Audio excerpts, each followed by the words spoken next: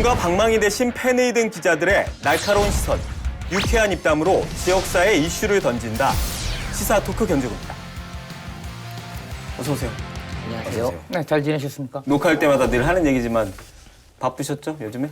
취재 현장에서 총선만 끝나면 좀 편하지 않겠냐 네. 이런 생각을 했는데 여유가 있다가도 또 여전히 코로나, 이 코로나 천안 같은 경우는 뭐 녹화일 당일로 뭐 112번째 그리고 아산만 해도 17번째 그러다 보니까 전체적으로 충남만 170명이 넘는데 이 와중에 코로나 취재 과정이라든지 더욱더 또 지역에 천안 아산 지역에 또 큰 이슈들이 좀 많았잖아요. 네. 6월 한 달만 하더라도 이제 일봉산 주민투표 결과가 이제 드디어 끝이 났고요. 그리고 또 하나 이제 전국적으로 좀 떠들썩했었던 이 아동학대 사건 뭐 이런 것들이 연달아 터지면서 뭐 정말 정신없이 바빴던 것 같습니다. 그러기가 쉽지 않은데 이렇게 큰 이슈 때문에 진짜 천안이 진짜 떠들썩했던 것 같아요. 주민투표만 해도 전국적에서 첫 사례, 그리고 또 천안에서 첫 사례였기 때문에 그만큼 그 중앙에서도 관심이 많았고 일반 시민들에도 관심이 많았지 않나 이렇게 생각하고 여기에 또 아동학대 사건과 관련해서 저희 같은 경우는 이제 뭐 그 내용이 되게 충격적이었잖아요. 네. 그러다 보니까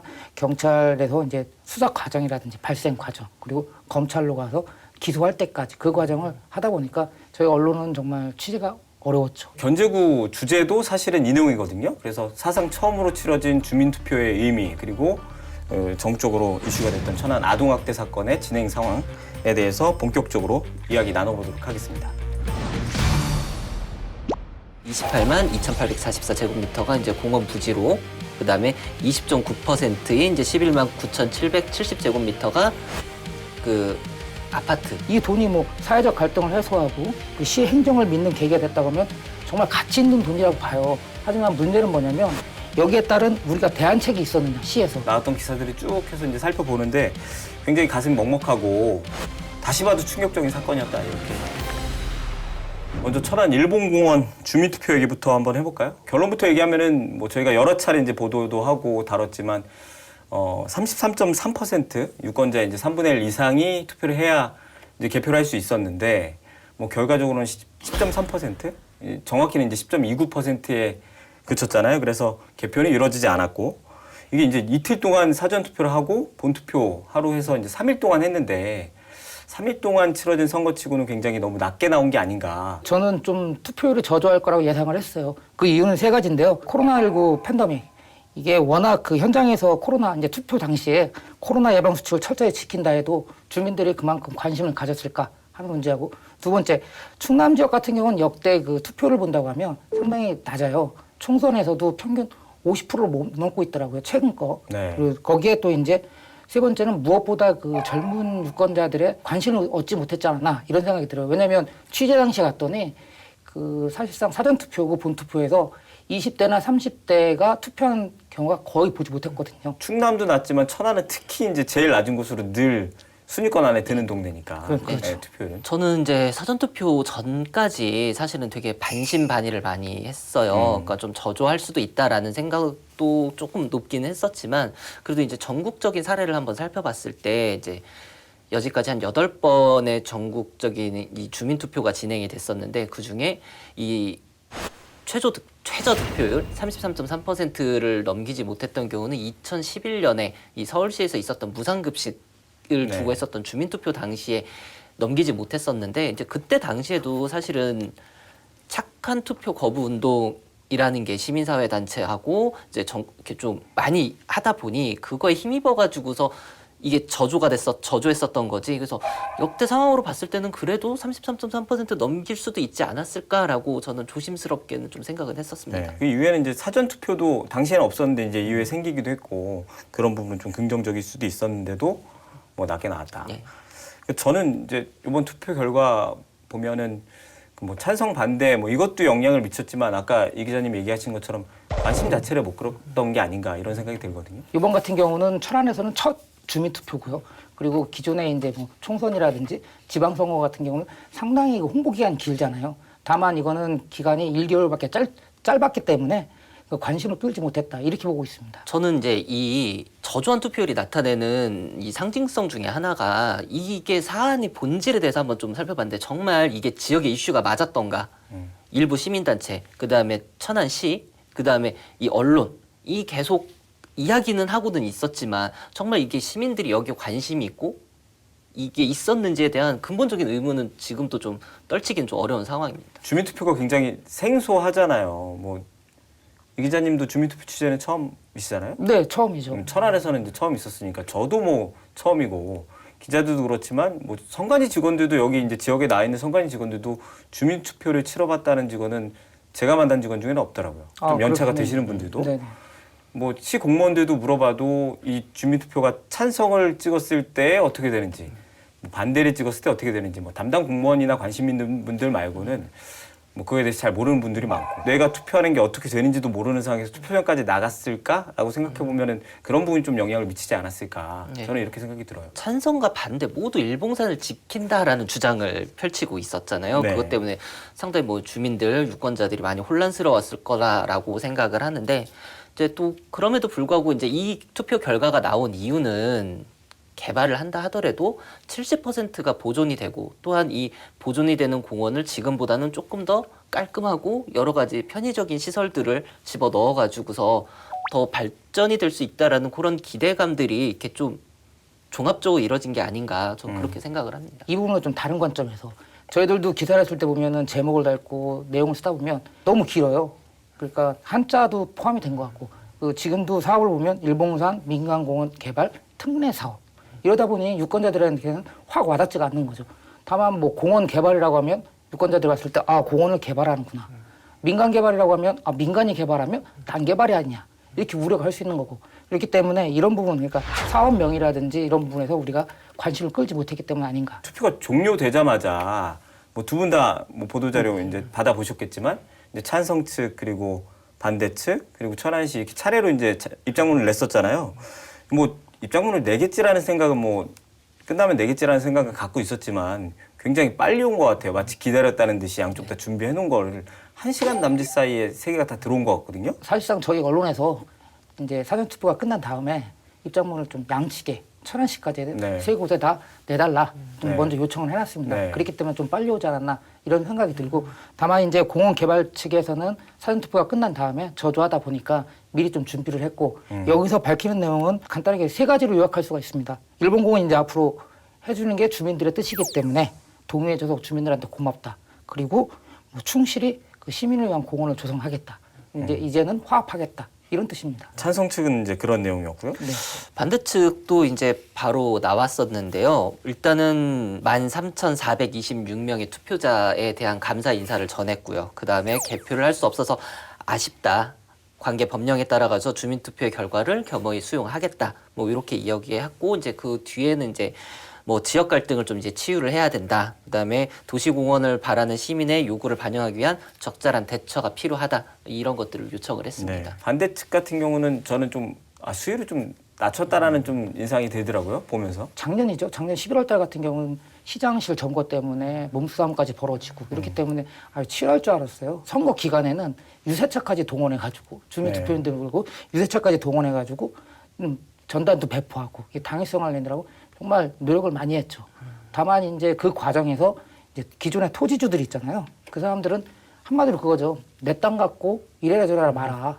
그동안 60년 가까이 묶였던 땅을 갖다가 내가 알아서 하겠다는데 왜 다른 사람들이 나서냐. 선거가 이제 지속되다 보니까 이제 어느 순간 서로의 당위성 주장보다는 이게 투표 참여냐 아니면 불참이냐 이제 이렇게 딱 프레임으로 전환이 딱 되기도 했었죠. 그렇죠. 예. 네, 그래서 뭐 중요한 건 일단은 3분의 1을 계속 이야기를 했는데 이 3분의 1을 충족하지 못하면 이 두 가지 안을 전부 다 자동 폐기를 하는 이 상황인 것 때문에 사업을 반대하는 대책위 측에서는 계속 투표 참여를 독려를 했었고 그 다음에 이 사업 민간 개발을 해야 된다라는 찬성 측에서는 이거를 아예 나쁜 투표로 규정을 해놓고서 적극적인 불참 운동을 계속 독려를 하고 투표를 아예 무효화하려는 이제 전략을 세웠던 거죠. 그렇게 흘러가다 보니까 이제 투표에 임해서 찬성과 반대를 찍는 거에 대한 운동이 아니고 투표 참여와 불참 이렇게 이제 선거운동이 전개가 되면서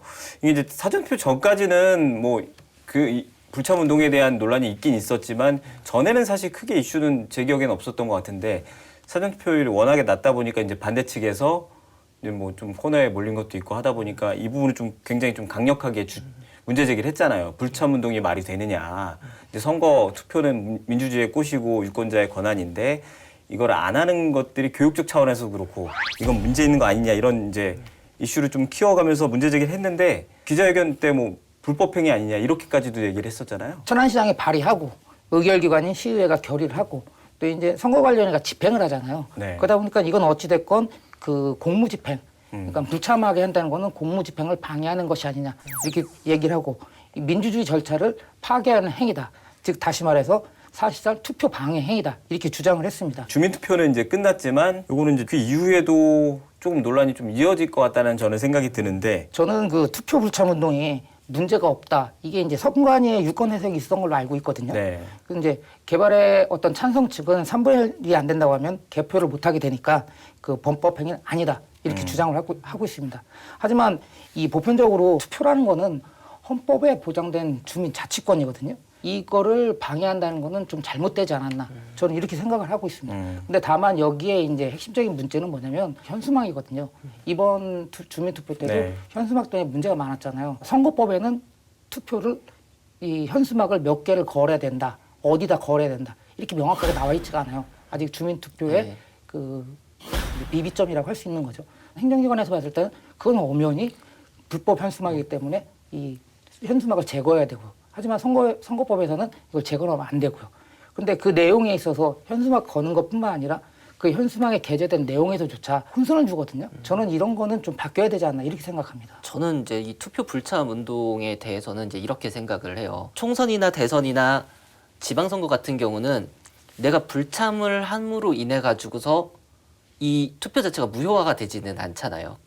근데 이 주민투표 같은 경우는 최소한 3분의 1이라는 이 기준점이 있기 때문에 내가 불참하는 것도 하나의 나의 의사표현으로 좀 볼 수 있지 않나. 아까도 앞서서 얘기하겠지만 2011년 서울시 무상급식 때도 착한 투표 거부 운동이 엄청나게 이슈가 됐었고 저는 이 얘기를 좀 하고 싶어요. 이제 주민투표를 하면 이게 결과가 어떻게 되는지에 대한 충분히 유권자들이 이해할 수 있는 시간은 많이 부족하지 않았냐. 이거를 좀 개선할 필요가 있다고 저는 이번에 좀 판단이 들고 뭐 공론화 자료도 좀 많이 부족했다. 저는 이렇게 생각이 좀 들어요. 사실상 이 도시공원 일몰제 시작은 1999년부터 시작했어요. 그러니까 지금부터 20년 전이에요. 천안 지역 같은 경우는 이제 98년도부터 좀 이 개발이 본격화 시작됐거든요. 그럼 그때부터 지금까지 오는 동안에 왜 아무 얘기도 없다가 지금 이제서야 일몰제 한 달 앞에 나왔을 때 이 시점에 그 주민투표가 진행됐기 때문에 관심을 못 갖고 또 공론화 자료가 그만큼 없지 않았나. 개인적으로는 조금 생각이 다른 게 공론화장이 부족했다라는 거는 이미 일봉산 지키기 이제 시민연대 이쪽 환경단체나 시민단체를 주축으로 해가지고서 한 2년 전부터 끊임없이 이야기를 주장을 펼쳐 오셨거든요. 일봉산을 지켜야 됩니다. 일봉산에 현수막도 많이 거시고 그다음에 뭐 천안시나 아니면 의회를 찾아가고서 상당히 본인들의 의견도 많이 피력을 하고 뭐 그리고 그거에 대한 이제 주민들 공감을 얻기 위해서 또 주민들 상대로도 상당히 많은 활동을 전개를 한 걸로 알고 있거든요. 그게 지금 최소한 1년에서 2년 전이고 이게 주민투표가 일몰제를 한 달 앞두고 결정은 됐지만 이미 주민들은 그 사이에서 도시공원 일몰제가 무엇인지 그다음에 내 집 앞에 있는 일봉산이 어떻게 되는지에 대한 충분한 습득은 되셨을 거라고 저는 생각은 해요. 그리고 선거 기간 도중에 이제 두 번의 이제 뭐 토론회가 있었지만 이게 만약에 오픈된 장소에서 여러 주민들이 모인 장소에 했다면은 이미 양측의 두 단체의 갈등이 너무나 컸기 때문에 과연 이게 토론회가 됐을까? 대표적인 예로는 천안시에서도 한번 이 일봉산에 대해서 이제 박상돈 시장이 새로 취임하고 나서 한번 제대로 이야기를 해보자. 주민들 다 들어오셔라. 주민 대표들 오시고 공청회 아닌 공청회를 한번 개최를 하려고 했었는데 주민들이 상당히 많이 오셔가지고서 뭐 이 진행상의 문제를 제기를 하면서 결국 박차고 나가서 공청회가 이루어지지 않았거든요. 네. 만약에 이게 선거 기간 도중에 이게 한 번 더 이런 공청회라든 게 있었더라면 이건 뭐 더 큰 갈등의 장만이 있지 않았을까. 네. 결국은 주민들은 제 생각에는 한 1년, 2년 전부터 도시공원 일몰제, 그다음에 일봉산을 지키기 위한 방안이 어떤 거였는지 본인들께서는 다들 마음의 준비를 하고 있지 않았었나 저는 이렇게 판단이 됩니다. 일각에서는 이제 이번 주민투표 예산 낭비 아니냐. 뭐 결과적으로도 투표율이 너무 낮았고 얘기한 대로 이제 관심도가 떨어지는 것들이 충분히 예상이 됐음에도 무리하게 진행한 거 아니냐 이런 지적이 많이 있는데 제 SNS 계정에도 이제 투표 결과에 대한 기사에 이제 어떤 분이 이제 댓글을 달아 놓으셨더라고요. 당연히 이거 예상됐던 건데 이거 책임 누가 질 거냐 이 예산에 대해서 이런 뭐 지적의 글도 남겨두셨는데 지난번에 이제 박상도 시장 또 이 자리에 나와서 본인이 뭐 2년 전에 시장이었다면 이런 일 없었다라고 얘기하면서 주민투표는 이제 어쩔 수 없는 선택이다라고 본인도 얘기했고 그리고 뭐 그 예산을 들여서라도 뭐 좀 정리가 되는 모습을 좀 보인다면 본인은 뭐 그 정도는 대의적으로 이 정도 예산을 드리는 게 맞다라는 얘기를 해주는데 저는 거기에 좀 공감을 해요. 저는 좀 그거하고 좀 달라요. 결론적으로 말씀드린다고 하면 어떤 그 정치적 기준이 행정적 기준을 넘어선 결정이 아니었나 이렇게 좀 표현하고 싶습니다. 그 이유는 뭐냐면 우선 이번 사업은 그 민간 개발업자가 뭐 일봉산 공원을 개발하겠다 이 단순 논리가 아니라 이게 공동 사업이거든요. 그러니까 천안시와 함께 지속적으로 해오던 사업이에요.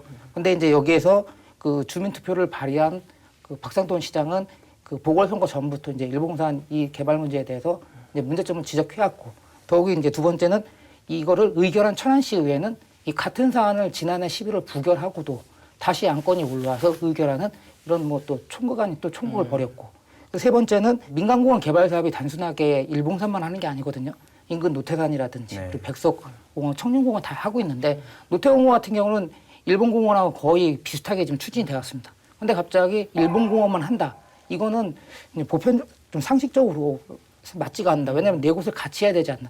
저는 이런 생각을 들었습니다. 의회에서 이제 제안했던 그 수정안이 네, 그렇죠. 그렇게 진행됐어야 된다. 저는 아주 비싼 수업료를 지불을 했다. 뭐 많은 공무원분들도 뭐 투표 이후에 이런 표현을 많이 쓰시더라고요. 왜냐하면 앞으로 천안시가 이제 인구 100만 도시를 목표로 이제 계속 팽창해 나갈 거를 계획을 하고 있는데 그러다 보면 반드시 이런 또 주민 갈등 상황은 또 다시 나오게 되거든요. 뭐 예전에 저희 백석동에 뭐 쓰레기 소각장이라든가 아니면 재활용 선별 시설이 들어왔을 때 갈등 요소처럼 분명히 어느 곳에서는 또 다른 이런 갈등 요소가 상당히 많이 나올 텐데 그때마다 이 시가 선제적으로 대응을 하지 않고 그냥 가만히 냅뒀다가 주민들 갈등이 벌어졌을 때 이 뒷수습이 얼마나 어렵게 되는지 얼마나 또 큰 막대한 비용을 부담을 해야 되는지에 대한 공부가 됐다라는 이런 평가들이 있더라고요. 뭐 저 역시도 그거에 대해서는 공감을 하고 좀 공무원들이 앞으로 천안시 발전에 있어서 천안시 팽창에 있어서 이 어떤 갈등적 요소를 우선적으로 확인을 하고 그거에 대한 대응책을 바로바로 마련해 놔야 된다는 걸 좀 다시 한번 뼈저리게 느끼지 않았을까 저는 그렇게 생각합니다. 6억 5천이 들었나요? 6억 4천 6억 정도라고 4천 정도라고 얘기하는데 이 돈이 뭐 사회적 갈등을 해소하고 그 시 행정을 믿는 계기가 됐다고 하면 정말 가치 있는 돈이라고 봐요. 하지만 문제는 뭐냐면 여기에 따른 우리가 대안책이 있었느냐 시에서 그동안 천안시에서 주민투표를 하게 되고 만약에 안 됐을 경우에는 어떻게 하겠다. 비용은 얼마가 들어간다. 그러면 우리가 앞으로는 어떻게 하겠다. 이런 대안이 전혀 없었거든요. 이 문제는 좀 짚고 넘어가야 된다고 생각합니다. 만약에 주민투표 결과가 따라가지고서 이 사업을 만약에 철회를 하게 되면 소요된 예산 뭐 다들 취재를 해보셨겠지만 일단은 사업 시행자 측에서는 한 1,000억 원대 정도 손해배상이 들어갈 거라고 했었고요. 일봉산 토지 매입을 하는데 한 1,000억 원, 한 2,000억 원 정도가 될 거고 그러고 나면 이제 아까 말씀하셨다시피 그 일봉산 공원만 이렇게 둘 거냐.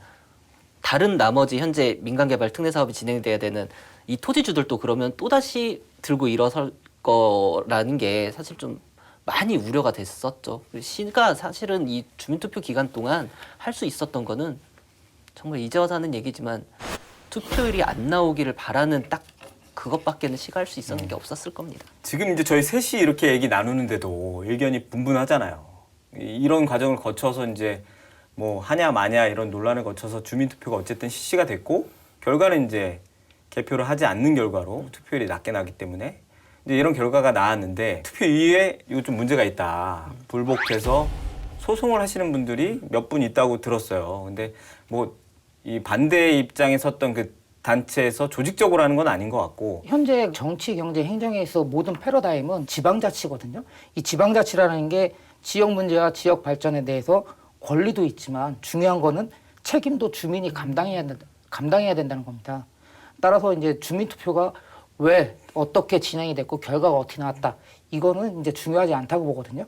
이제는 그동안 이제 개발 논리와 이제 개발하지 않은 보존 논리가 평행선을 이어왔지만 갈등과 반목을 좀 정리하고 공원다운 공원을 어떻게 조성해서 우리 진짜 시민을 위한 공원이 되고 우리 자손을 위한 공원을 만들 수 있느냐 이걸 함께 고민해야 되지 않나 이렇게 보여집니다. 이 두 단체 간의 이제 갈등을 봉합하는 거는 두 단체가 서로에 대한 진정성을 믿는 거다. 어쨌든 이 두 개 단체 모두 일봉산을 지킨다라는 주장을 펼쳐왔었던 단체인 만큼 개발을 반대했었던 환경운동 쪽에서는 현실적인 대안이 이것밖에 없었으면 이제는 인정을 하고 이 나머지 70%에 대한 30%뭐 비공원 시설 30%를 제외하고 공원 시설 70%가 정말 어떻게 훌륭한 공원으로 거듭나게 되는지 시민의 쉼터로서 거듭나게 될지를 잘 지켜보셔야 되고 또한 그 과정에서 어떠한 환경훼손이라든가 우리가 보호해야 될 이런 동식물들이 있다라면 그런 것들에 대한 보존 조치를 시에다 요청을 할 수도 있는 거고 또한 개발을 찬성을 했었던 측에서도 마찬가지 왜 저쪽 환경단체들이 이렇게까지 극단적으로까지 호소를 했는지에 대한 진정성을 가지고서 이 개발을 하는 데 있어가지고서 좀 많이 참고를 했으면 좋겠습니다. 제일 중요한 거는 이제 이 사업 어떻게 진행되느냐가 가장 중요한데요. 어떻게 되는 겁니까 이제? 주민투표 그 투표율이 미달되니까 그 투표의 효력이 없어졌잖아요. 네. 바로 이제 월요일인 29일 날 그 일봉산 민간공원 사업계획 인가를 고시했습니다. 이 고시가 왜 필요하냐면 고시 절차가 진행돼야지만 앞으로 이제 그 공원 조성 관리 계획이라든지 이 변경 계획이라든지 그리고 네. 또 보상 등 이제 착수 절차가 진행됩니다. 우리가 좀 관심 있게 보았던 보니까 아파트 개발은 이제 분양은 한 올 하반기쯤 되지 않을까 이렇게 전망되고 있습니다. 일봉산 공원의 이제 개발의 좀 사업 내용을 좀 살펴보면요. 사업 면적은 이제 전체 한 40만 이제 2,614제곱미터 정도가 될 거고요. 그다음에 이 중 이제 70.3%인 28만 2,844제곱미터가 이제 공원 부지로 그다음에 20.9%인 이제 11만 9,770제곱미터가 그 아파트로 이제 비공원 시설로 개발이 됐는데요. 네. 공동주택 규모는 현재 전체 한 27개 동 1,820세대 정도로 되고 그다음에 공원 시설에는 한 16개 정도의 뭐 여러 가지 시설들이 이제 들어설 예정이라고 합니다. 개발에 있어서 가장 중요한 건 뭐냐면 이 개발은 70%의 공원을 조성을 하고 30%만 그 민간 개발을 하는 거잖아요. 그 공원 조성에 있어서 정말 우리 자손에게 물려줄 만한 공원을 만들어야 된다. 네. 일봉산은 또 도시공원이잖아요. 이게 필요한데 천안시에서 좀 의미 있는 얘기를 했어요. 뭐냐면 그 최근에 이제 그 투표가 끝난 다음에 기자회견했는데 네. 기자회견 당시에 관심 있는 주민 등을 그러니까 환경단체도 좋고 이제 주민들을 그 사업 시행에 있어서 같이 참여를 하는 것도 어떤가. 이거를 이제 사업 시행사 측에 한번 건의를 해보겠다 얘기했거든요. 이런 게 받아들여져서 정말 천안의 대표적인 그 도시공원인 일본공원이 공원다운 공원으로 조성되기를 기대하겠습니다. 이제 일본 공원에 이렇게 됐긴 했는데 다른 공원들은 이제 어떻게 돼요? 일봉산 공원이랑 이제 같은 날 MOU를 체결을 했었던 노태산 공원 같은 경우는 이제 6월 22일 날 실시계획 인가가 고시가 됐고요. 네. 그다음에 일본 공원도 주민투표 결과에 따라 가지고서 6월 29일 실시계획 인가가 이제 고시가 됐죠. 이제 총 천안시에서 이제 4개 정도를 민간개발 특례 사업으로 이제 추진을 할 방침이었는데 이제 남은 게 백석공원하고 이제 청룡공원 네. 이제 남게 됐는데 아까 앞서 이야기하셨지만 이제 29일 날 가졌던 이제 기자 간담회에서는 이 2개 공원에 대해서는 올 연말까지 반드시 민간개발 사업을 관철을 시키겠다라는 이제 의지를 이제 표명을 했습니다. 도시공원 일몰제 얘기는 20년 전부터 거슬러 올라가긴 하는데 지난 과정들에 대한 관전평 한마디씩 해주시죠. 지난 과정은 너무 대화가 좀 부족했다. 각자 주장만 내세웠었고 이번 주민투표 같은 경우는 빈술에만 요란했다. 네. 그렇게. 앞서 얘기했지만 지금 지방자치라는 게 상당히 중요하거든요. 우리가 관심을 안 가졌을 뿐이지. 그렇기 때문에 이 주민투표도 상당히 중요한 역할을 해요. 그렇기 때문에 지역 문제를 함께 고민하고 풀어내는 유권자들의 관심이 필요하다. 그리고 두 번째는 그때그때 땜질식 하는 행정행위가 아니라 정말 천안 지역, 천안시, 충청남도를 바라보는 그런 행정행위를 하는 행정부가 만들어지길 좀 바랍니다. 작년부터 올해까지 쭉 보니까 이 도시공원 일몰제 그리고 주민투표를 가지고 주제로 올린 횟수가 한 5차례 정도 되더라고요. 뭐 어느 주제보다 가장 얘기를 많이 나눈 게 이 공원 얘기인데 뭐 그만큼 중요한 이슈니까 저희가 많이 다뤘겠죠. 뭐 개표는 물론 투표의 저조로 이루어지진 못했지만 뭐 그것조차도 저는 유권자들의 선택이라고 생각이 들고요. 어렵게 지내온 이 과정들이 결코 무의미한 시간으로 남지 않도록 앞으로 좀 잘 추진됐으면 하는 그런 바람입니다.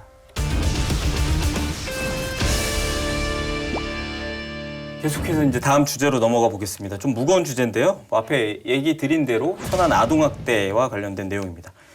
녹화를 이제 준비하면서도 이제 자료를 쭉 뭐 썼던 기사도 있고 다른 기자들 뭐 두 분 포함해서 나왔던 기사들을 쭉 해서 이제 살펴보는데 굉장히 가슴이 먹먹하고 다시 봐도 충격적인 사건이었다 이렇게 생각이 들더라고요. 너무 충격적이었죠. 그 6월 초에 그 천안에서 발생한 일인데 동거하는 관계에서 동거남의 그 아들이죠. 그 9세 아들을 여행용 가방에 가둬서 의식불명 상태에 빠뜨린 혐의로 그 40대 여성이 경찰에 이제 긴급 체포된 겁니다. 뭐 저희는 이제 취재 과정에서 제가 본 게 아니기 때문에 이제 경찰에 따르면 이런 얘기를 하겠는데 그 경찰에 따르면 이 여성은 그 점심 무렵부터 7시간 가까이 그 천안의 이제 백석동의 한 아파트에서 자기 집에서 그 9살짜리 초등생을 여행용 가방, 우리 보통 하면 캐리어라고 표현하면 아시겠죠? 그 캐리어에 가둬가지고 심정지 상태에 이르게 한 혐의를 받고 있습니다. 근데 이제 여기서도 충격적인 건 큰 가방에서 작은 가방에 아들을 가뒀다는 점인데요. 이 아이가 21시에서 신고는 이 계모, 뭐 동거인이라고 표현을 하거든요. 사실혼 관계 맞는데 사실혼 관계. 법적으로 이제 부부는 아닌 상황. 그렇죠. 예. 예. 그래서 사실혼 관계에 있는 이 여성이 저희가 신고를 했습니다. 그 발견 당시 심정지 상태로 발견된 이 아이는 구급대원회의 이제 인근 병원으로 옮겨져서 치료를 받았지만 그 안타깝게 3일 만에 세상을 등재해야만 했습니다. 이 아이가 숨지고 나가서 이제 지역에서 또 혹은 이제 SNS에서 이제 추모 분위기가 이제 좀 많이 조성이 됐었습니다. 일단 6월 3일 이제 피해 아동이 이제 숨진 게 알려지면서 이제 다음 날인 이제 4일 이 아이가 그 거주했었던 아파트의 한 상가 건물에 자그마한 이제 추모 공간이 이제 마련이 됐어요. 이제 여기에는 이제 아파트 주민분들이 와가지고서 편지도 남기고 그다음에 아이가 생전에 좋아했을 뭐 과자나 음료수 이런 거를 두면서 추모를 했었고 그리고 이제 5일부터 6월 5일부터 7일까지는 아이가 다녔던 학교 운동장에도 이제 조그맣게 이제 추모 공간 분향소가 마련이 됐죠. 그래서 뭐 박상돈 천안시장 그다음에 가경신 천안교육지원청 교육장 뭐 이렇게 각계각층의 많은 인사들이 찾아가면서 이제 아이의 넋을 위로를 했고 인터넷에서도 이렇게 유명 뭐 연예인분들이나 대표적으로 이제 연기자 유선 씨, 그다음에 뭐 이문정 저기 울산지검 이제 네. 부장검사 등 또 이제 다시는 이런 일이 없어야 된다라는 이제 글들을 올리면서 좀 크게 반향이 이루어졌었습니다. 네. 제가 이제 현장에 가서 봤더니 그 추모 공간을 누가 만들었냐면 그 아파트 주민이 자기도 자녀가 있는데 너무 안타까워서 그 상가 내에다 추모 공간을 만들어 놓은 거예요. 그 추모 공간은 한 평 남짓하거든요. 거기에서 정말 눈물 흘린 게 뭐냐면 저도 취재를 갔는데 사진을 찍으면서 거기에 이제 포스트잇으로 부모님이라든지 아이들이 다 이렇게 붙여놨더라고요. 거기에 뭐라고 써 있냐면 그 고통 없는 곳에서 마음껏 날개를 펴기 바란다. 지켜주지 못해 미안하다. 이런 말도 있었고 그때 이제 아이들이 끝날 무렵에 이제 찾아왔어요. 왔는데 그 아이가 물을 놓더라고요. 아, 또 목이 보이네요. 그래서 하는 말이 뭐였냐면 얼마나 목이 말랐겠냐.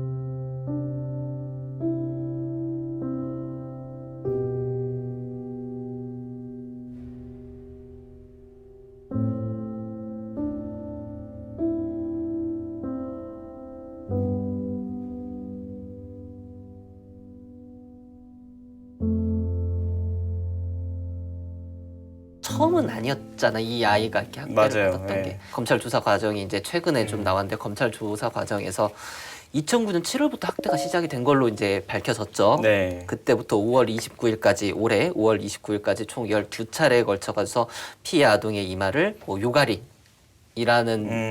제품이 있는데 이거 쇠로 만들어진 거거든요. 저는 또 하나 좀 안타까웠던 거는 발견 당시 아이의 몸무게가 20kg대라고 제가 이야기를 23kg. 23kg인데 두 분 아시겠지만 이제 저희 딸이 1살 어려요. 이제 초등학교 2학년인데 저희 딸도 한 35kg 정도 나가요. 근데 나이가 1살 어린아이도 이 정도 몸무게인데 이 정도면은 그러니까 어른들이 뭐 1, 2kg 적고 10kg 적고 이게 아니고 몸에 3분의 1이 없는 거거든요. 그렇죠. 어린아이다 보니까. 제가 알아보니까 9살 남아 평균 몸무게가 32kg예요. 그러니까 매우 왜소했다 이렇게 볼 수가 있는 거죠. 5월 5일에도 병원 의료진이 몸에 학대 정황을 포착했다고 했습니다. 당시에는 이제 오래된 멍이라든지 온몸 곳곳에 그리고 상처가 있었고 허벅지에는 그 담뱃불로 돼 있는 것 같은 상처도 있어 상습폭행 가능성도 있지 않았나 이렇게 의심이 됐었습니다.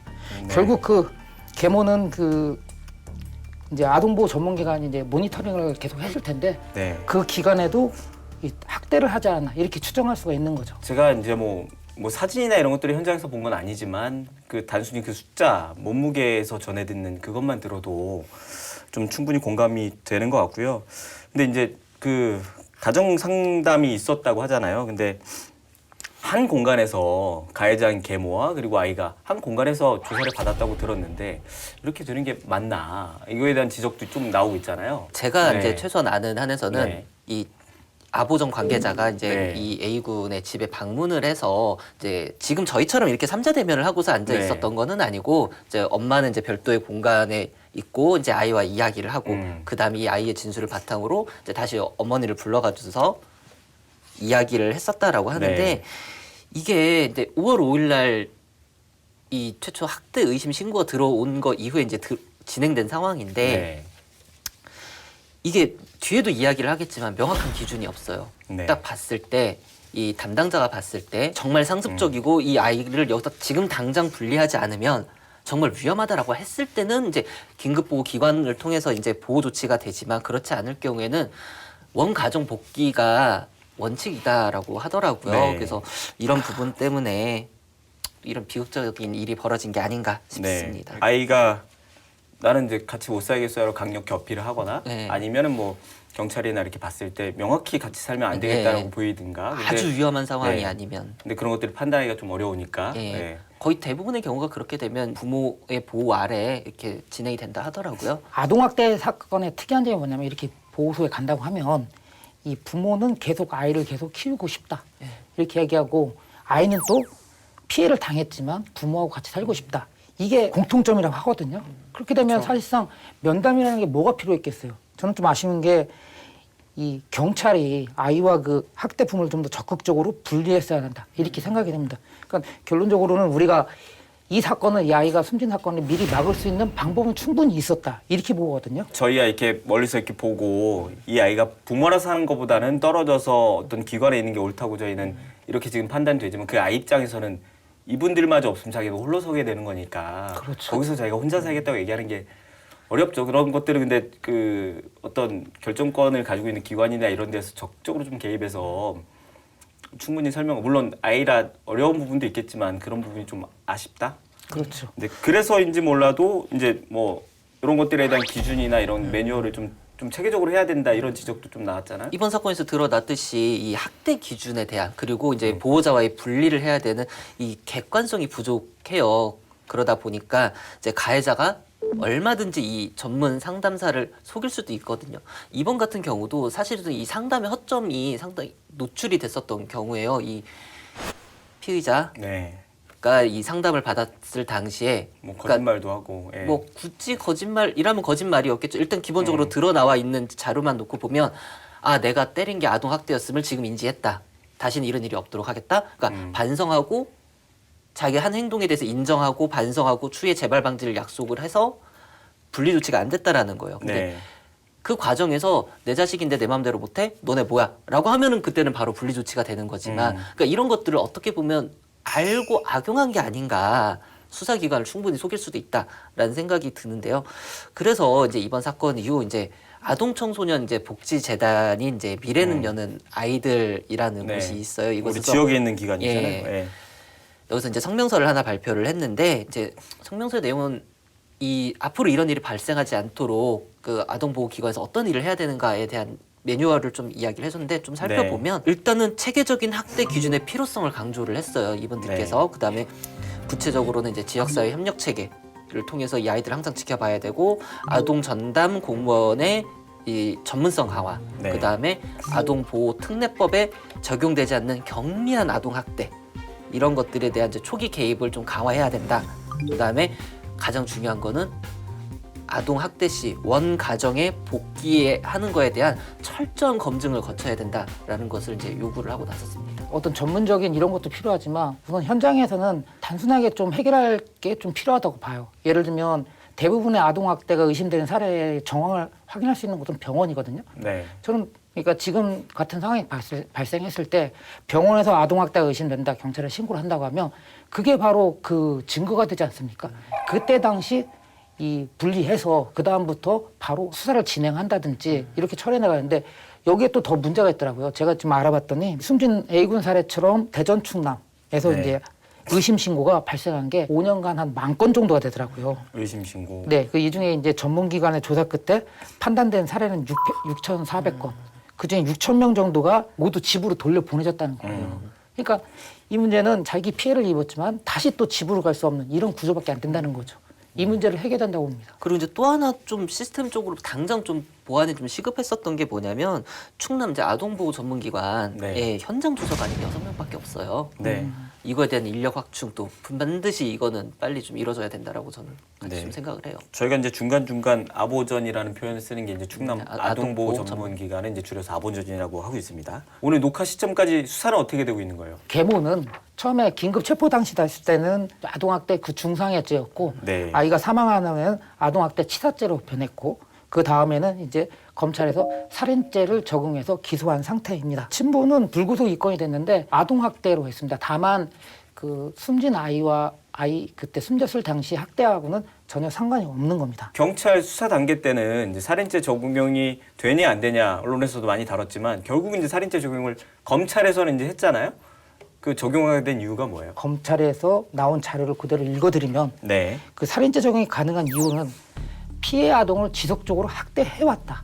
네. 그리고 당시에 이제 7시간 동안 밀폐된 여행용 가방에 가둬뒀으며 가방 위에 올라가 수차례 뛰기도 했다고 합니다. 예? 너무 잔인하지 않습니까? 거기에 이제 피해 아동이 숨쉬기 힘들다고 하니까 여기에 호소를 했겠죠. 거기에 헤어 드라이기 바람까지 넣었다고 합니다. 뜨거운 바람을 넣죠. 예. 그렇기 때문에 피해자가 충분히 사망할 수 있었다. 이렇게 예견할 수 있었다. 이렇게 얘기를 하더라고요.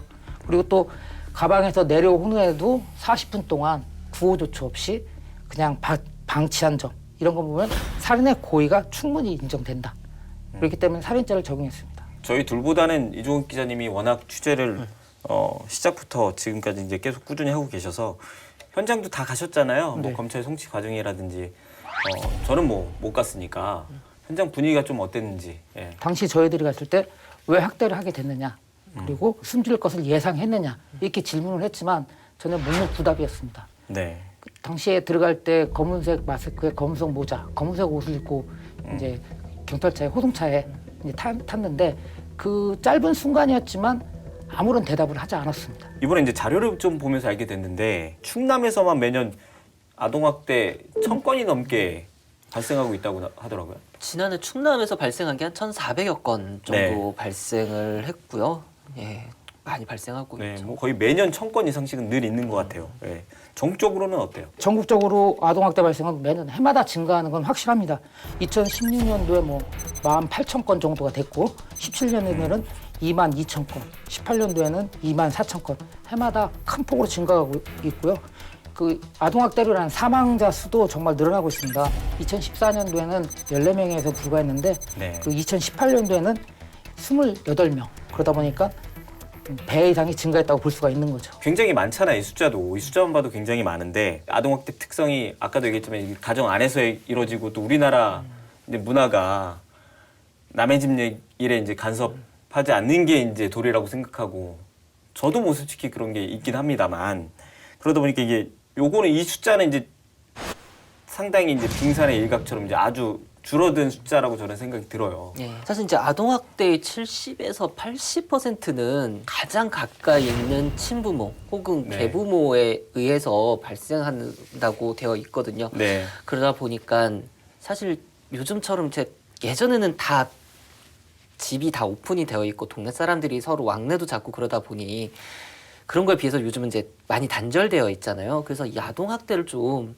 초기에 잡아낼 수 있는 게 제일 중요한 게 아동학대 신고 의무자들이 있어요. 네. 학교 교사라든가 아니면은 이제 병원 같은 경우인데 이런 곳에서 특히 학교에서 좀 더 열심히 좀 봐주셔야 이런 네. 아동학대들을 초기에 찾아내고 이제 더 이상의 희생을 좀 없도록 할 수 있을 것 같습니다. 안 그래도 이 기자님께 좀 여쭤보려고 했는데 요 시기가 학교를 개학할까 말까 뭐 이런 시기인 것 같은데 이게 온라인으로는 이제 출결이 이제 되는 시기였잖아요. 네. 그걸로는 좀 파악하기 좀 어려웠나 봐요. 교육청을 하게 되면 되니까 이 숨진 학생이 전날, 그러니까 5월 31일 날부터 학대 받을 당시까지는 5과목의 온라인 수업을 마친 것으로 확인됐습니다. 이게 시스템이 어떻게 되냐면 이제 다음 주에 월요일부터 주말까지 수업을 받아야 된다고 하면 그 전날, 그러니까 일요일이죠. 네. 일요일 날 오전에 그 과목을 탑재를 해놓습니다. 근데 네. 이 아이 같은 경우는 그 전날 탑재된 과목 중에 5과목이 있는데 그 5과목을 다 들었던 걸로 확인이 된 거죠. 다만 이게 그날에 들었는지 아니면 학대 받을 당시에도 계모가 틀어놓고 들었는지 아니면 그 전에 틀었는지는 알 수가 없다는 거죠. 실제로 예, 네. 파악하기가 어려울 거예요. 네. 근데 다만 좀 안타까운 건 뭐냐면 지속적으로 학교에서 관심을 갖고 아이들한테 전화를 했다고 하고 상황이 어떤지 좀 했다고 하면 막을 수는 있지 않았나 생각하는데 이 수업을 안 받는 학생들한테만 학교에서는 연락을 하는 거예요. 네. 그러니까 뭐 괜찮냐, 왜 수업을 안 들었냐 이렇게 확인할 수가 있는데 이 아이 같은 경우는 모든 수업을 들었기 때문에 연락 대상에서 빠졌던 거죠. 저희 집 같은 경우도 근데 아이가 듣고 아이가 출결하는 게 아니고 저희 와이프가 하는 것 같더라고요. 물론 이제 수업 듣는 거 확인하고 출결 체크를 하는데 본인이 직접 하는 게 아니기 때문에 또 이런 가정 환경에서는 하겠죠. 엄마가. 근데 이제 실제로 어떻게 되는지는 저희가 가보지 않는 이상은 좀 어려운 거고. 최근에 검찰이 이제 살인죄 혐의를 이제 적용하긴 했는데 그 전에 이제 국민청원에도 그렇고 아동학대 관련해서 좀 강력히 처벌해야 된다 이런 여론이 좀 많이 커지고 있는 것 같아요. 우리나라 이제 처벌 수위를 한번 좀 살펴볼게요. 네. 이제 아동학대 특례법에 따라서 이제 아까도 말씀하셨지만 이제 중상해, 그다음에 치사, 그다음에 이제 뭐 살인죄는 이제 별개의 문제인데 중상의 경우에는 이제 3년 이상 이제 징역에 처한다 그러고 이제 치사 이건 이제 좀 사망했을 경우인데 5년 이상의 징역이나 이제 무기징역까지 네. 취할 수 있다라고 하는데 이런 걸로만 보면 형량 자체는 그렇게 낮은 거는 아니에요. 형량 자체는 낮은 건 아닌데 실제 판결을 보면 이제 대법원을 통해서 이제 받아본 자료를 보면 네. 지난해 이제 전국 법원에 접수된 아동학대 사건이 267건인데 네. 이 중에 유기형이 선고된 거는 이제 33건. 네. 전체 사건의 12건 12% 정도밖에 안 되는데요. 근데 집행유예가 이제 96건. 네. 이 나왔고요. 실형보다 3배나 좀 더 많은 수치입니다. 아동학대 가해자 중 결국은 따지고 보면 아동학대 가해자 중 10명 중 1명만이 유기형을 받는 네. 이 선고를 받는 건데요. 대표적으로 보면은 이제 2015년 광주에서 딸을 이제 수차례 때리고 담뱃불로 다리를 지지고 이랬던 20대 어머니가 징역 1년에 집행유예 3년을 받았고요. 이렇게 했는데도 풀려 나오는군요. 네. 네. 생후 7개월 된 아들을 바닥에 던져 두개골을 두개골 골절과 뇌출혈까지 입힌 20대 미혼모는 징역 1년 6개월에 집행유예 3년. 근데 이게 참 두 사건 모두 다 감용 기준이 있었어요. 우울증, 심신미약. 항상 나타나는 이런 문제이긴 한데 이런 것들을 주장을 해서 또 많이 반영이 됐더라고요. 뭐 볼 때마다 느끼는 거지만 아무나 부모 되면 안 돼요. 그리고 계모라도 참 아닌 것 같아요. 예. 뭐 해외 사례 같은 경우는 스웨덴이 가장 빠른데 네. 1979년에 이제 가장 먼저 아동학대법을 만들었습니다. 네. 이 아동학대법은 세계 54개국에서 이미 자녀 체벌 금지로 해서 이 적용이 되고 있고요. 영국 같은 경우는 참 이름이 이뻐요. 신데렐라법이에요. 동화처럼 사랑을 받지 못한 채 심리적, 감정적 학대를 받는 것을 막기 위해 마련됐다. 부모가 자녀를 방임했을 경우에는 그 최대 10년형에 처한다. 또 미국 같은 경우는 그 학교에 아동학대 전담 경찰을 두고 있습니다. 그리고 또 아동보호 전문기관에 경찰서에 상주하고 있고 호주에는 24시간 아동학대 긴급전화까지 운영하고 있는 상황입니다. 발생한 지 한 달 정도 됐는데요. 정부도 그렇고 자치단체도 그렇고 워낙 관심이 있었으니까 뭐 좀 대안이 좀 대책이 좀 나왔을 것 같은데. 일단은 문재인 대통령이 이제 6월 8일 날 이제 대변인 서면 브리핑을 통해서 위기 아동을 파악하는 제도가 작동되지 않아 안타까운 사태가 발생했다. 안타까운 사건이 일어났다라고 평가를 했고 그 부분에 대한 대책을 살펴봐라라고 지시를 했어요. 네. 그래서 이제 정부에서 나온 대책은 재학대 우려가 높은 아동 8,500명, 그다음에 예방 접종, 건강 검진을 받지 않은 고위험군 아동 2만 명을 대상으로 방문 조사 실시를 결정을 했어요. 네. 그리고 충남도도 7월 9일까지 이제 저희 방송은 이제 나갈 텐데 충남 경찰청, 그다음에 충남도 교육청 함께 위기 아동 발견과 보호를 위한 관계기관 합동 점검을 네. 실시를 한다고 하는데요. 뭐 그 대상자는 이제 기존에 아동학대 신고가 접수된 가정이나 아니면 아동보호 전문 기관에서 관리 중인 고위험 가정 187가정을 대상으로 진행한다고 합니다. 천안시도 지금 기존에는 이제 여성가족과의 아동복지 관련 팀이 있었거든요. 그러니까 네. 과 밑에 팀이 있었는데 이번 인사에서 아동복지가 아동보육과로 그러니까 네. 분과를 했습니다. 그러니까 여성 가족과 함께 밑에 있던 그 산하된 팀이 과로 분과가 됐고 여기에는 기존에 이제 아동 친화 그 보육뿐만 아니라 보호까지 담당을 하게 됩니다. 굉장히 무거운 주제를 가지고 대화를 나눠봤는데요. 두 분 마지막으로 견제구 한마디씩 해주시죠. 저는 지금 또 어딘가에서 폭력을 휘두르고 있을 어른들에게 견제구 날리도록 하겠습니다. 폭력은 훈육이 아닙니다. 아이를 향해 올린 그 손 당장 내리십시오. 아이의 죽음을 미리 막을 수 있었지만 그러지 못했습니다. 그런 의미에서 견제구 날리겠습니다. 아동을 보호할 수 있는 구체적 방안을 시급히 마련하라. 두 분 견제구 잘 들었고요.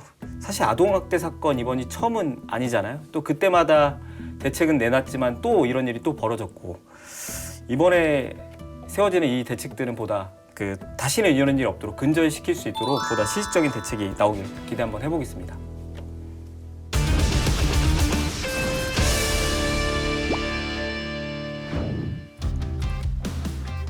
9살인 제 아이가 1년 중 가장 기다리는 날은 자신의 생일과 성탄절 그리고 어린이날입니다. 이미 세상을 떠난 피해 아동도 마찬가지였겠죠. 또래 친구들처럼 어린이날 선물을 기다렸을 아이. 하지만 이 아이에게 돌아온 건 무차별적인 폭력이었습니다. 다시 한번 미안하다는 말로 견제구 마치겠습니다.